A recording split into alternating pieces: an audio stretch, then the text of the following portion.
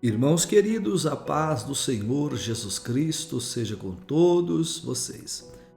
Estamos iniciando a nossa aula de número 4 da nossa classe de teologia bíblica, os níveis básico, médio e bacharel em teologia.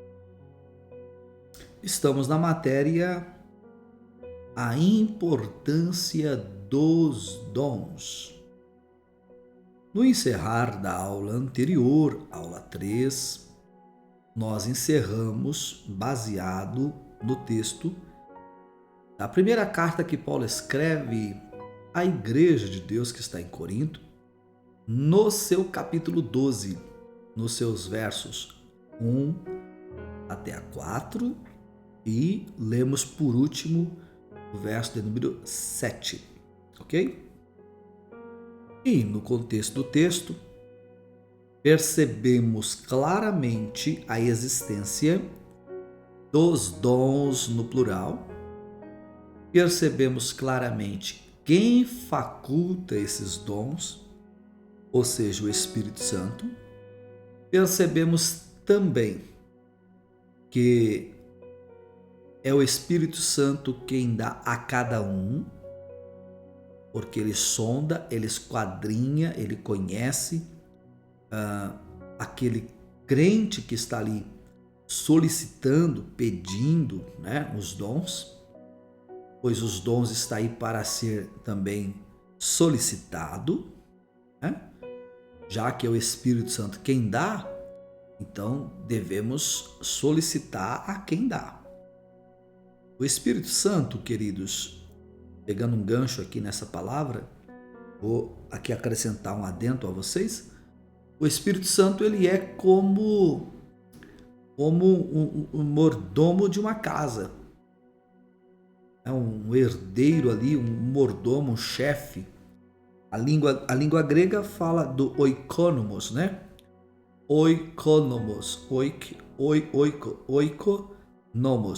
Oikonomos, chefe da casa. Eu vou jogar luz a isso aqui, lá no livro de Moisés, o primeiro livro da Bíblia, escrito por Moisés, chamado Gênesis, capítulo é o capítulo 15 primeiro, tá? Capítulo 15. Eu preciso jogar luz para vocês entenderem, Abrindo mais aí a linha de raciocínio, uma vez que os nossos níveis aqui são 3 níveis simultaneamente, É uma teologia bíblica, porque estamos usando só a Bíblia e não o livro físico, mas também é uma teologia do nível básico, médio e bacharel simultaneamente. Então, eu tenho que me recorrer aos 3 níveis para que você entenda. Então, nesse momento, estamos indo ao capítulo 15 de Gênesis.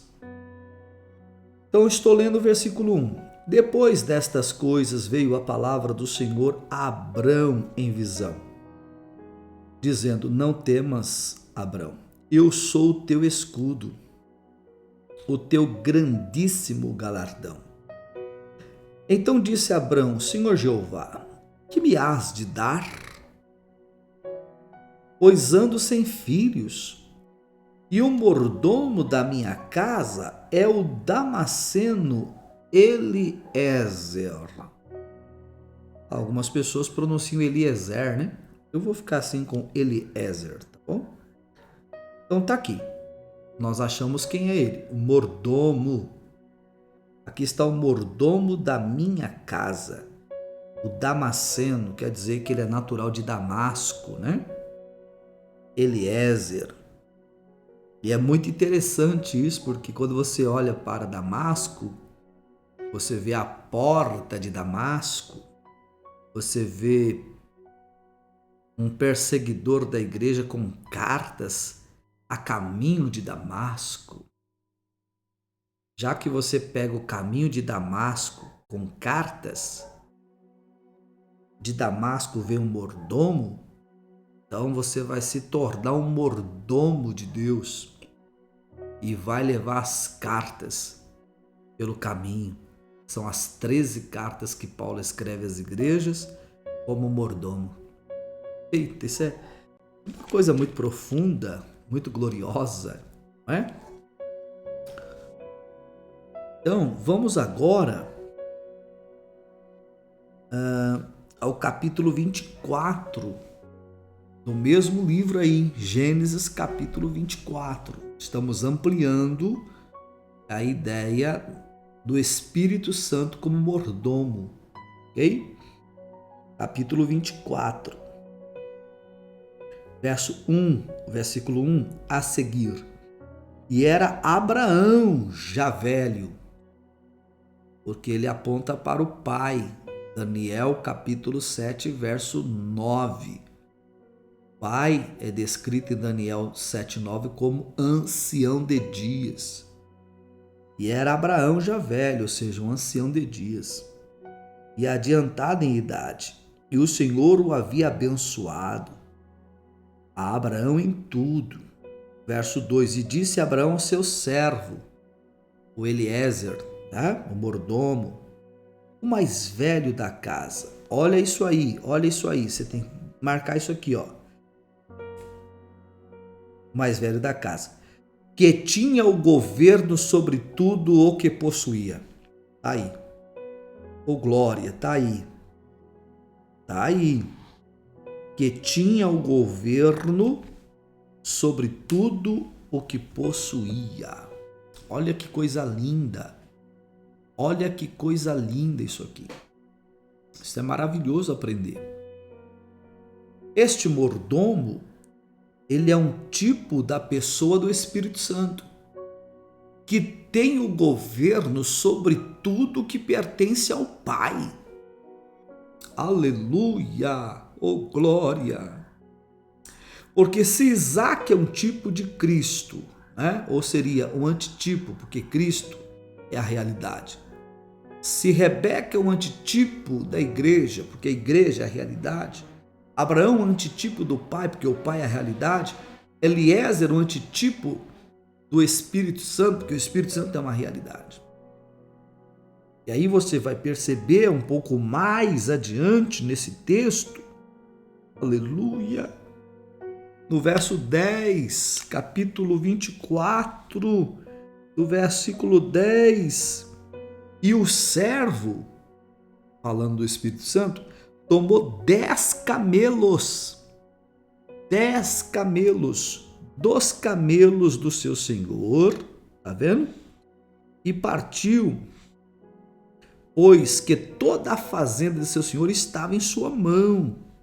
Levantou-se e partiu para a Mesopotâmia, para a cidade de Naor. Por que 10 camelos, né? Por que 10? Primeiro que o número 10 na Bíblia implica o ciclo, um ciclo. 10 é um ciclo. E isso fala do quê? Ponto 1, de perfeição, ok? Ponto 2, de eternidade. Ponto 3, de bênção completa. Por isso que o Eucana disse a Ana, não te sou eu melhor do que 10 filhos? Não te sou eu melhor do que uma bênção completa? Era o que Jó tinha. 10 filhos, bênção completa. A mulher que tinha 10 dracmas, perdeu uma, ela vai em busca, ela quer a bênção completa. Observe isso aqui, ok? Então 10 é isso. Agora, nos 10 camelos, ele tem 9 camelos que está trazendo os pendentes de ouros, as joias, as pulseiras.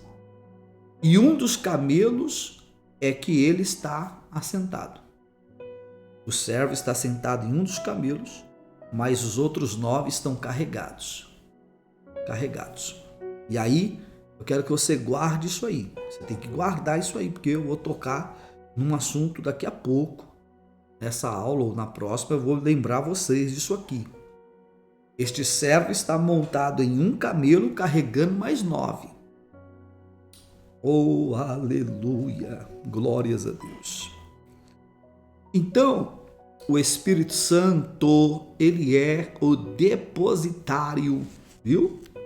Ele é o governador, ele é o tesoureiro, ele é o administrador dos dons.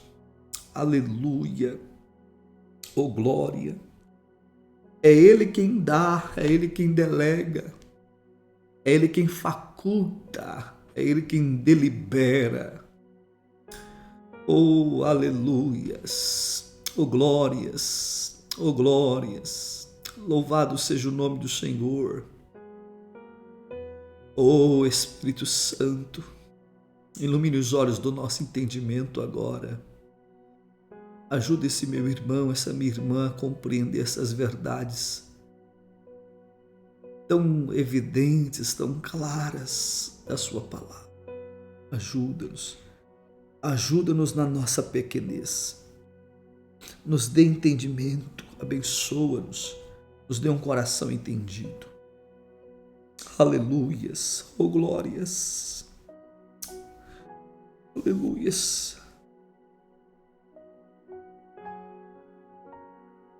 Eu me recorro mais uma vez, dentro desta teologia bíblica, eu me recorro uma vez mais ao texto da primeira carta aos Coríntios, capítulo 12, porque aqui Paulo falou de alguém que é ignorante acerca dos dons. E eu mencionei que além de ignorantes, tem aqueles que são cessacionistas, ok? Também tem aqueles que são não ignorantes nem cessacionistas, eles acreditam piamente nos dons, porém usam expressões farisaicas. Expressões farisaicas? Como assim? Olha, eu tenho medo dos dons. Medo? Por quê? Porque a gente que é usado nos dons paga um preço. Isso é modelo de fariseu. Os fariseus é que agem dessa forma. É modelinho de fariseu isso aí. Nós não temos modelinho de fariseu. Usar os dons espirituais vai pagar preço? Paga-se se não usar. Quem tem que usar. Porque se não usar, realmente vai pagar o preço. Ponto 1. Ponto 2. Paga preço se usar a seu bel prazer. Paga preço se usar para benefício próprio. Aleluias! Oh glórias! Oh maravilha! Paga sim o preço.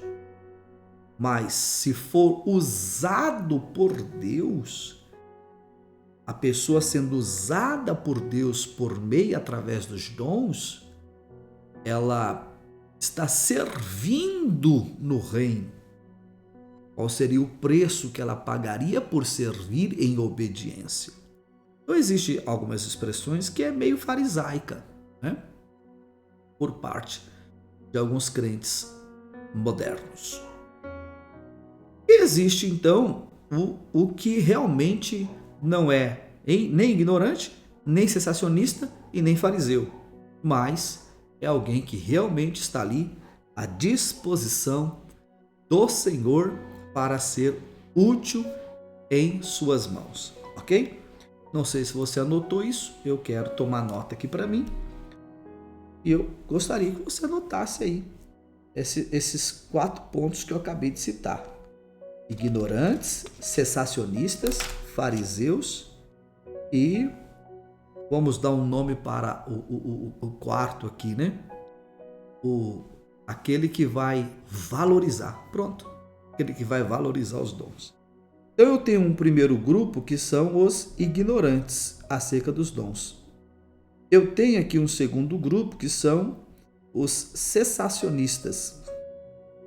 Eu tenho aqui um terceiro grupo, que são os fariseus.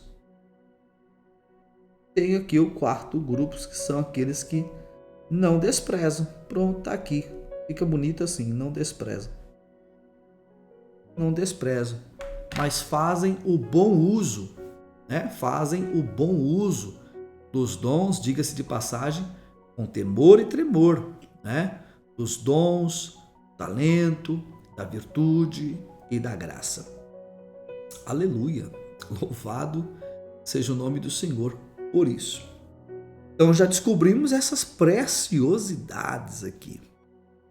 Agora nós precisamos contar na classificação dos dons quantos dons espirituais nós podemos encontrar narrados por Paulo aqui nesse texto em específico. Isso está no verso de número 8 até no verso 10. Vamos ao texto? Porque a um pelo Espírito é dada a palavra da sabedoria. Então eu tenho aqui palavra da sabedoria. Estou escrevendo abreviado aqui para mim, só para ganhar a linha de raciocínio. Aí diz assim, e a outro pelo mesmo Espírito, ou seja, a mesma fonte que deu a sabedoria, é que está dando a palavra da ciência. Então, em segundo lugar, palavra da ciência.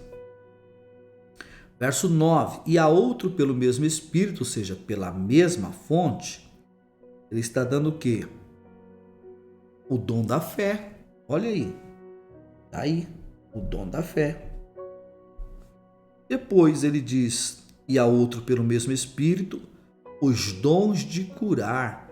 Olha que interessante isso aí, ó, os dons de curar. Os dons de curar, você tem que observar que ele está no plural. Olha lá, os dons de curar. Ele está no plural. Por que no plural? Porque não existe só um tipo de doença. Existe uma doença que pode ser física, existe uma doença que pode ser espiritual, ou seja, provocada por demônios, por espíritos malignos. Daí a expressão espírito de enfermidade, embora a enfermidade não tenha espírito. Enfermidade nenhuma tem espírito, mas existe a expressão espírito de enfermidade, que é a informação de que esta doença veio por ações malignas, de espíritos malignos. Então nós oramos e repreendemos no poder e na autoridade que há em o nome do Senhor Jesus Cristo, e este mal sai. Jesus cura e liberta esta pessoa. Além disso, tem os dons de curar. Se os dons estão no plural, é porque existe uma pluralidade de doenças. Para cada uma delas, há a manifestação da cura divina. Oh, glória! Bendito seja o nome do Senhor. Então, aqui diversas doenças. Então, tem cura divina. Depois, nós temos então palavra da sabedoria, ciência, fé, dons de curar.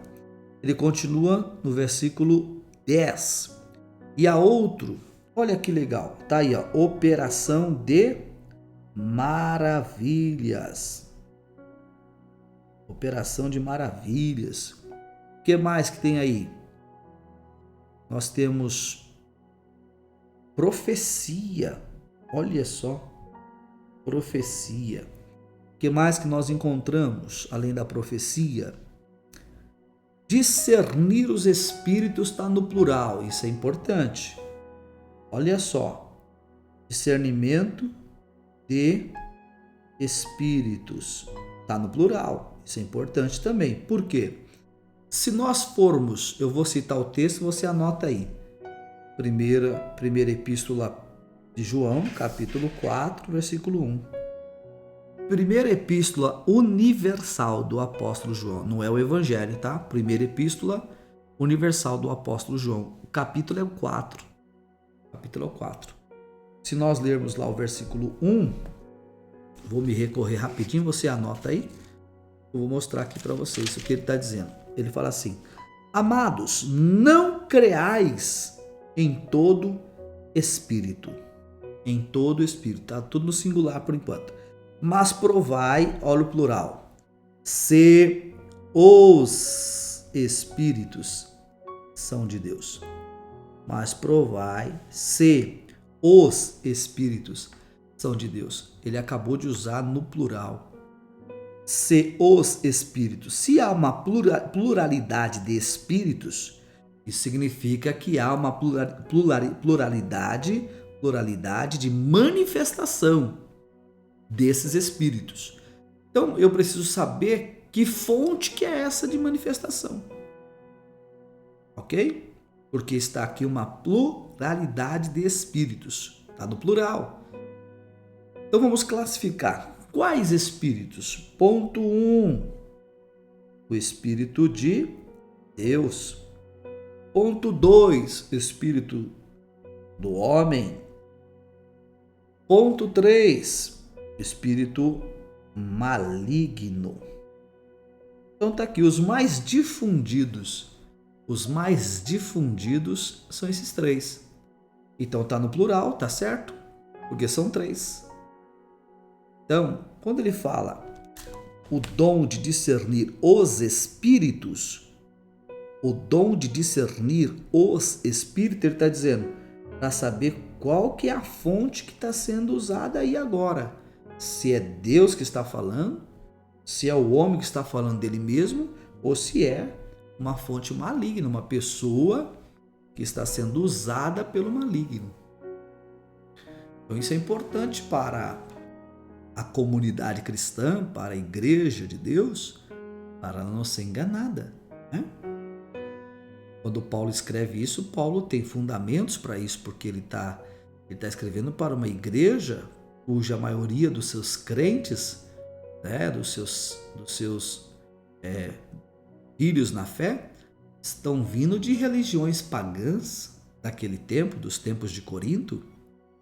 Meu Deus do céu, que tempo era aquele? Um contexto grego, onde havia as religiões pagãs, e nesse tempo existia uma expressão que era muito comum, muito conhecida, que era a religião dos mistérios. A religião dos mistérios, ou o culto dos mistérios. Então a maioria dos crentes de Corinto veio de lá, desses lugares, do mundo pagão, do contexto pagão, da religião dos mistérios. Quando Paulo diz aqui assim, quer ver, ó, verso 3, né, do capítulo 12. Portanto, vos quero fazer compreender que ninguém que fala pelo Espírito de Deus diz Jesus é anátema, ou seja, Jesus é maldito. Por que ele está falando isso?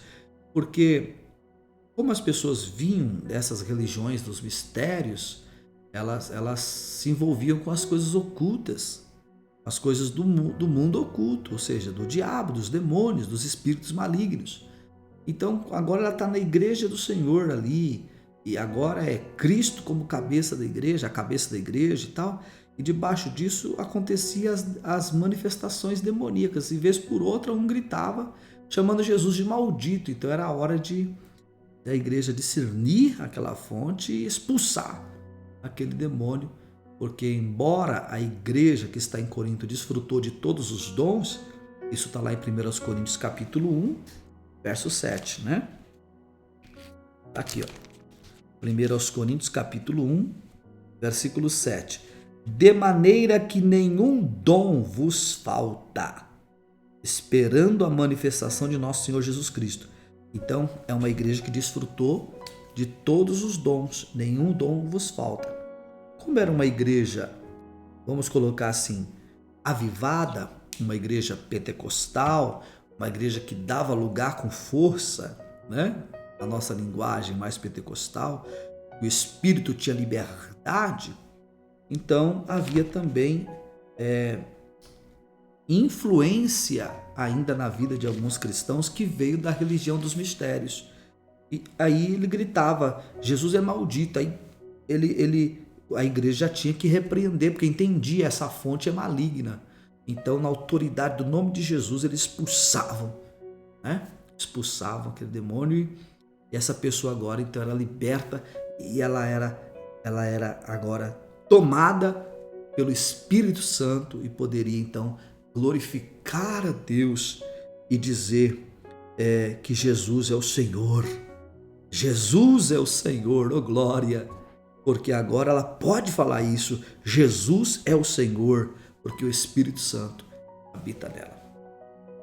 Então aí você está vendo a importância dos dons, hein?